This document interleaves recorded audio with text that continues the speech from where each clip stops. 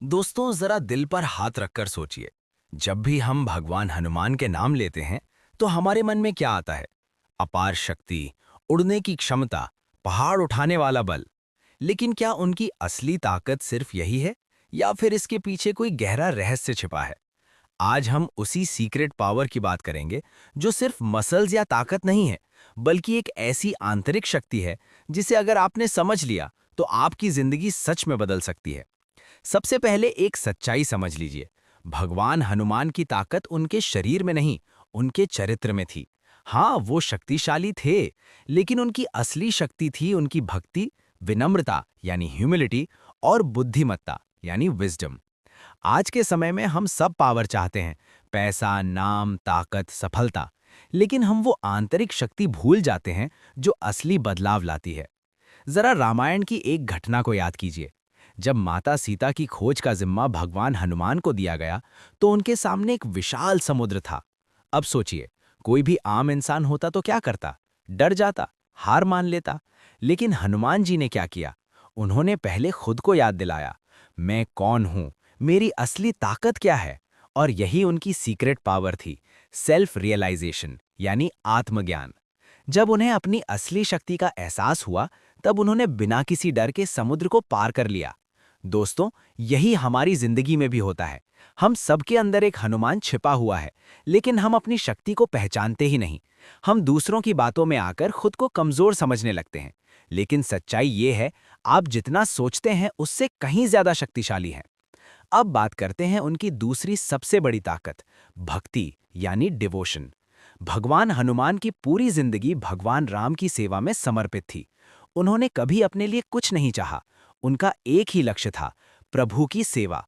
और यही उनकी सबसे बड़ी शक्ति बन गई। जब आपके जीवन में कोई बड़ा उद्देश्य यानी पर्पस होता है, तो मुश्किलें छोटी लगने लगती हैं।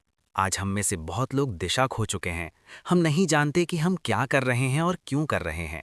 लेकिन अगर आप अपने जीवन में एक सही उद्देश्य ढूंढ लें, तो आपकी आधी समस्याएं वहीं खत्म हो जाएंगी।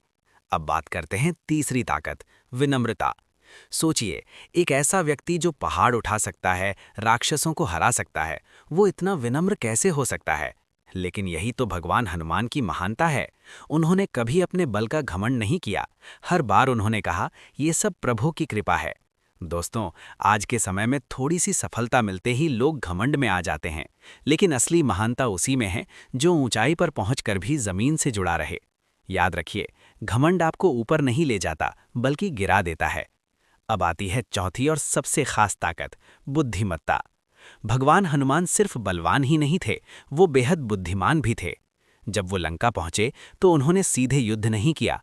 उन्होंने पहले स्थिति को समझा, सही समय का इंतजार किया और फिर सही कदम उठाया। यही हमें सीख मिलती है। हर समस्या को सिर्फ ताकत से नहीं, बल्कि समझदारी से हल करना चाहिए। अब सवाल ये है, क्या आप भी ये सीक्रेट पावर अनलॉक कर सकते हैं? जवाब है हाँ, बिल्कुल कर सकते हैं। लेकिन इसके लिए आपको कुछ चीजें अपनानी होंगी। सबसे पहले अपने अंदर की शक्ति को पहचानिए। हर दिन खुद से कहिए, मैं कमजोर नहीं हूं, मैं सक्षम हूं। दूसरा, अपने जीवन का एक उद्देश्य तय कीजिए। बिना लक्ष्य के जीवन बिना दिशा की नाव की तरह होता है। तीसरा, विनम्र बनिए। चाहे आप कितनी भी सफलता हासिल कर लें, हमेशा जमीन से जुड़े रहिए। चौथा, सीखते रहिए। हर दिन कुछ नया सीखिए, अपनी बुद्धि को विकसित कीजिए। और सबसे महत्वपूर्ण, विश्वास रखिए।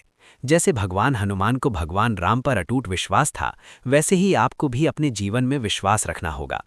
दोस्तों, हनुमान जी की असली शक्ति कोई जादू नहीं थी, वो उनके अंदर की क्वालिटीज थीं, डिवोशन, ह्यूमिलिटी, विजडम और सेल्फ बिलीफ।